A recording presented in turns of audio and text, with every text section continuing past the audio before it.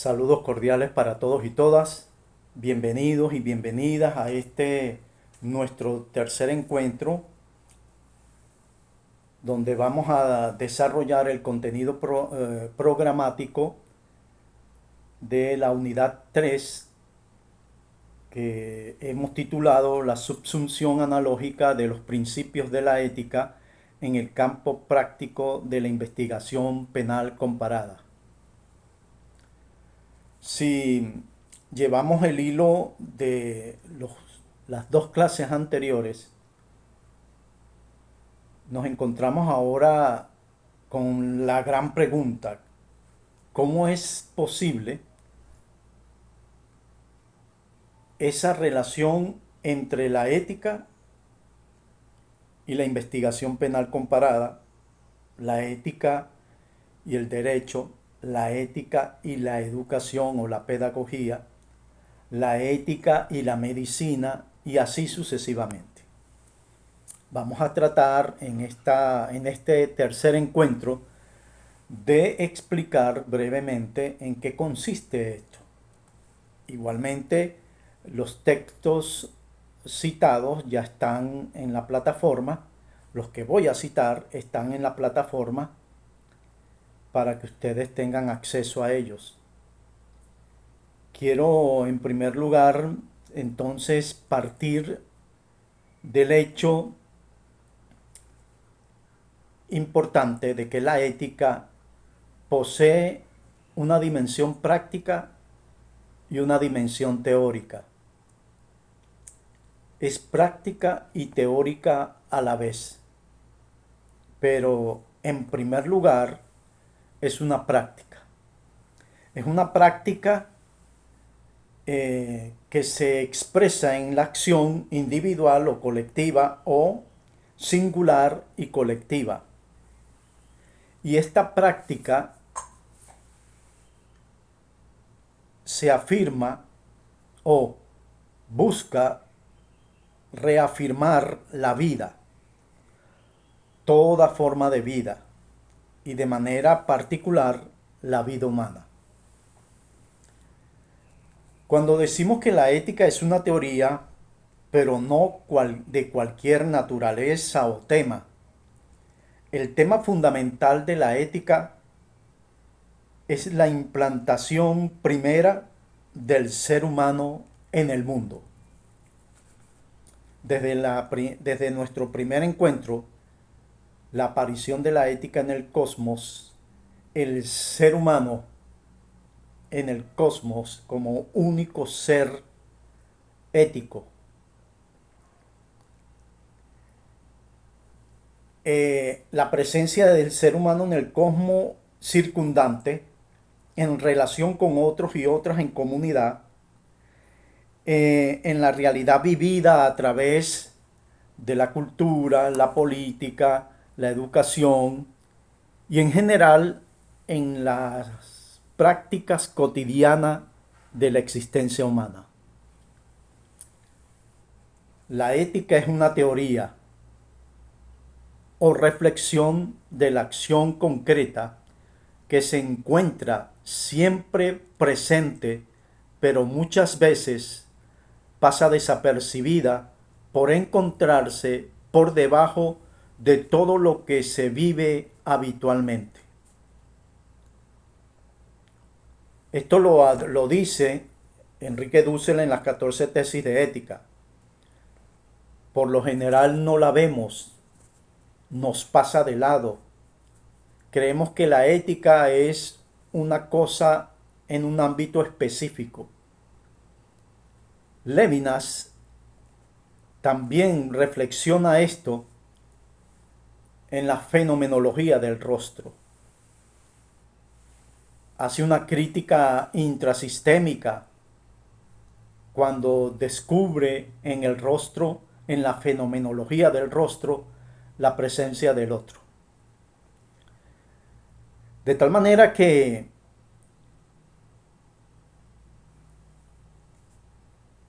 analizar explícitamente el mundo cotidiano, mostrando su pleno sentido, que se encuentra debajo de todas las acciones que cumple el ser humano. Todas las acciones que cumple el ser humano. Entonces podríamos decir, desde el momento en que se levanta hasta que se acuesta a descansar en la noche, todo ese hacer es un hacer práctico. Estamos claros en que la ética no posee un campo específico práctico propio. Ella es la teoría general de todos los campos prácticos. Repito, estamos claros en que la ética no posee un campo práctico propio.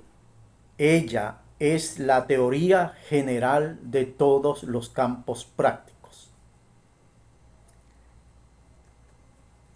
Dice Dussel, entendemos por campo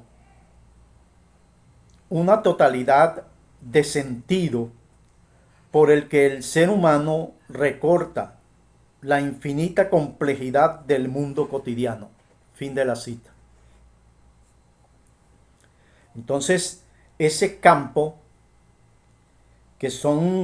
como lo define Dussel, una totalidad de sentido donde el ser humano, o que recorre el ser humano en la cotidianidad del vivir.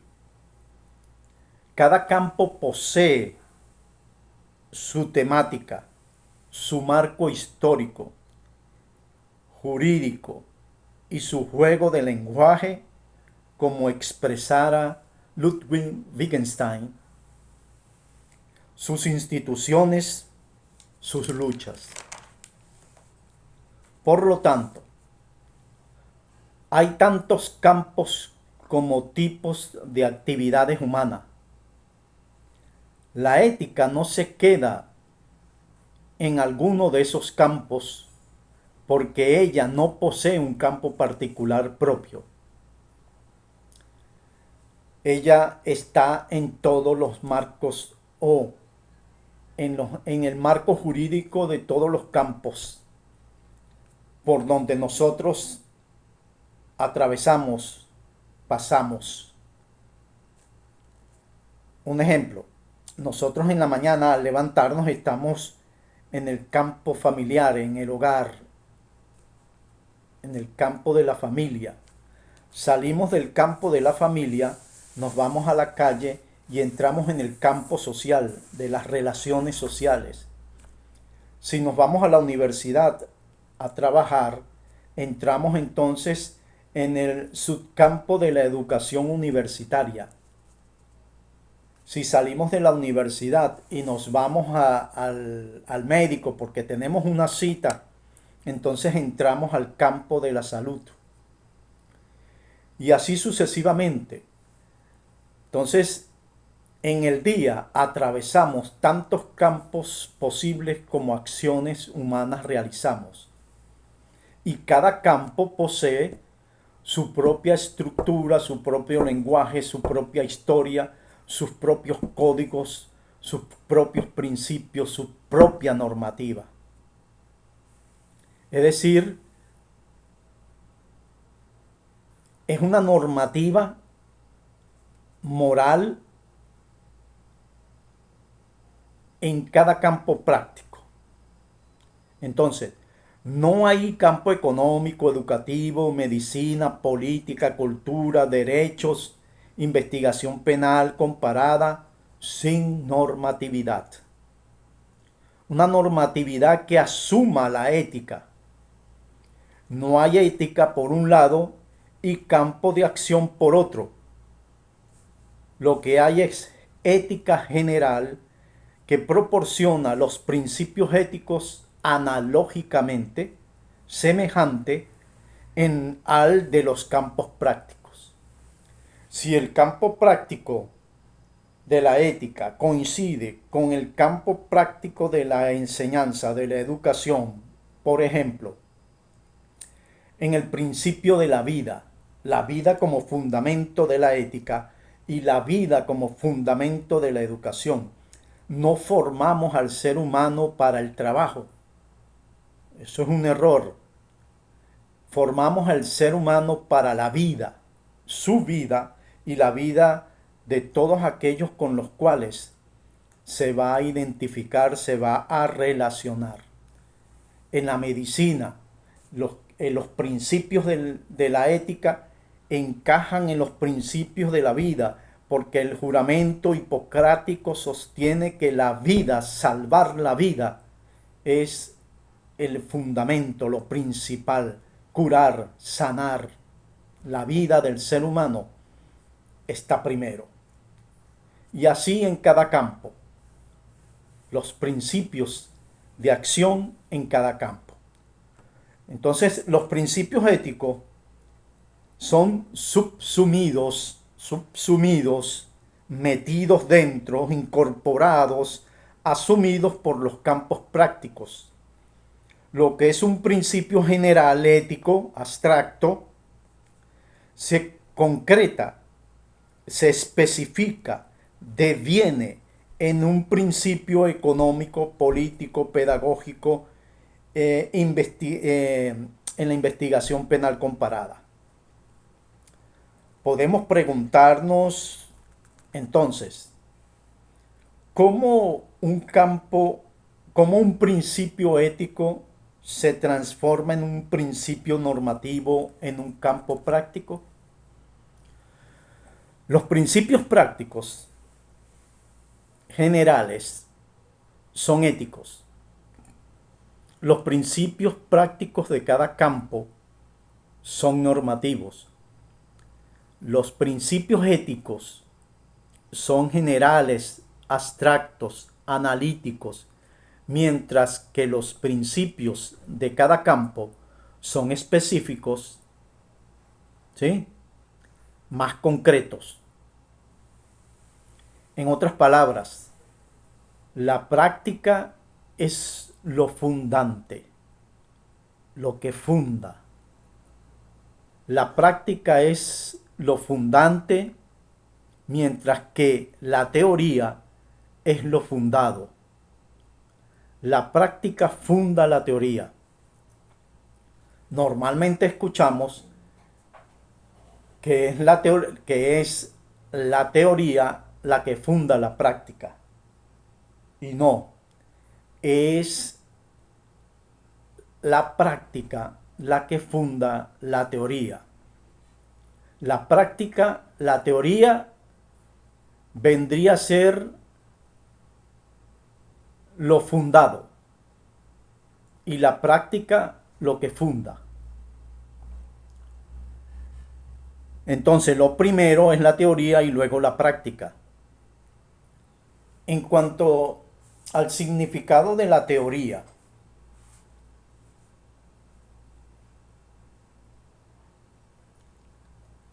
significa observar a los dioses.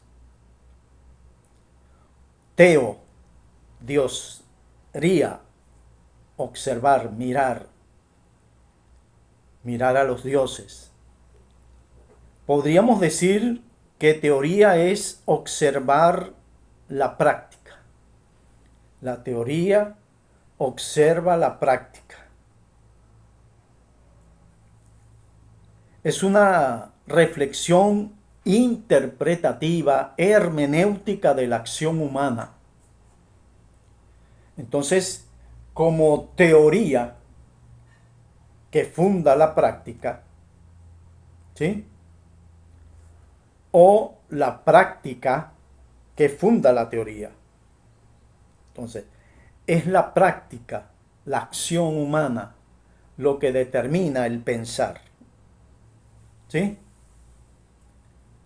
Podemos entonces afirmar que la ética está presente en todos los campos prácticos, porque los principios éticos son subsumidos. ¿Sí?